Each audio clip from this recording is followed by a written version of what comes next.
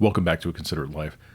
Today I want to do a bit of a reaction video to this panel discussion of the Fresh and Fit podcast, an interaction between Andrew Wilson and the Alpha Male. And I want to use it as a springboard to discuss two issues of Christian living. One is stewardship, and we'll use some of Andrew's commentary to set that up. And the other, shrewdness. Because I think there are some of the things that the Alpha Male says that are actually correct and things that we need to heed as Christians. Then we'll back some of that up with Scripture, and then we'll be on our way. It's okay to have materialism. It's not against Christian ethics to become rich, become wealthy. But I just think it's all beside the point, ultimately. You're trying to go for a single thing, and it's to achieve something greater than the person. Does he have money? No. Do you have money? No, I don't have. I don't have money. But here's the thing. Why is money valuable? Do you have money? What is money valuable for? I'm just asking. Do you have money? I just said no. So this is the first thing to stop and note. One of the things that Andrew is remarking on is correct, and I think it speaks to this notion of Christian stewardship. Christian stewardship is not about amassing material wealth, but it is about more than material goods. It's about relationships as well. So Andrew at one point in the podcast talks about how he has a wife and children, and that most of his resources go to supporting them and running a family. And as somebody who's married and has 4 kids, I know it's very expensive to maintain and fund the running of a household, rather than amassing wealth.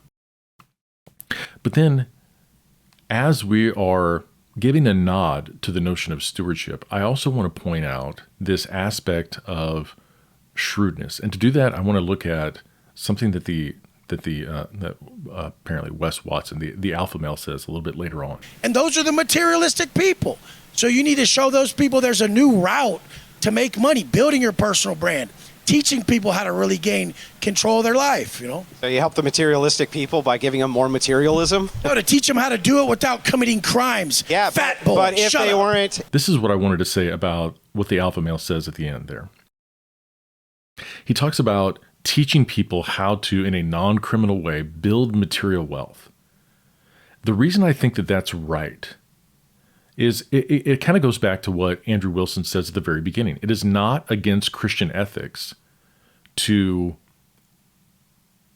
own things and to build wealth. But that's a negative commentary, that it's not against Christian ethics. And I would say the opposite. If we look in Luke chapter 16, when Jesus goes over the parable of the shrewd manager, right? He praises in some regards, and this gets us into the complexities of how Christians should think about material goods, right? But in Luke chapter 16, Jesus praises the shrewd manager for his shrewdness. The master commended the dishonest manager because he had acted shrewdly. For the people of this world are more shrewd in dealing with their own kind than are the people of the light. I tell you, use worldly wealth to gain friends for yourselves, so that when it is gone, you will be welcomed into eternal dwellings. Whoever can be trusted with a very little can be trusted with much. Whoever is dishonest with very little will be dishonest with much. So if you have not been trustworthy in handling worldly wealth, who will trust you with true riches? So there is something that Jesus is saying in Luke chapter 16 that praises the understanding of the building and gaining worldly wealth and the management thereof, right? And that brings us to this idea of shrewdness. What I'm going to say is this. Shrewdness fundamentally is understanding that we live in two separate principled systems simultaneous. There is the world system, and Jesus is praising the manager, the shrewd manager, for living in that system and understanding its principles in such a way as to avoid becoming a beggar or being destitute. And he tells us to basically take note of what the shrewd manager did, because this shrewd manager understands some principles of the working of the world system. better than the children of the light do. Now, on the other side of things, we have instances like in John, where Jesus makes a whip of cords and he drives the money changers out of the temple. How dare you turn my Father's house into a marketplace? Then we have the instance where paying taxes to Caesar. Give to Caesar what is Caesar's and to God what is God's, right? Understanding this notion of shrewdness, this is where the book, The 48 Laws of Power, comes in. It is that Christians, so this is where I think Andrew Wilson is, I think, wrong to treat being broke in the world. There's nothing either honorable or dishonorable about poverty, right? But God is not honored in the mere fact of us not having material goods, right? If God has given us the opportunity to handle material goods, we should do so. We should do so well. We should not think that being ignorant of the world's principles for building and maintaining material wealth is somehow laudable. It's not. So I think that's where Andrew Wilson errs. He errs on the side of an overcorrection to materialism in thinking that only spiritual goods have any value.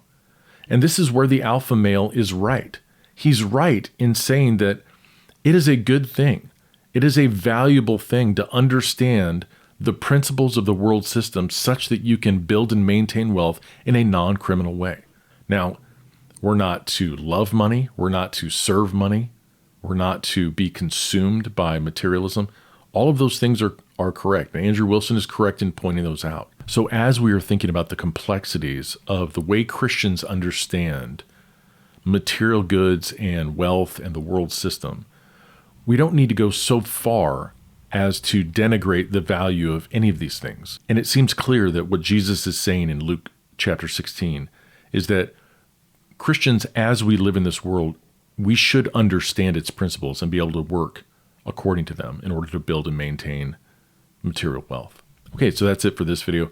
Next time I want to talk about Terrence Howard and his quirky view of math and where Terrence Howard at least makes one of his mistakes. We'll talk about that next time.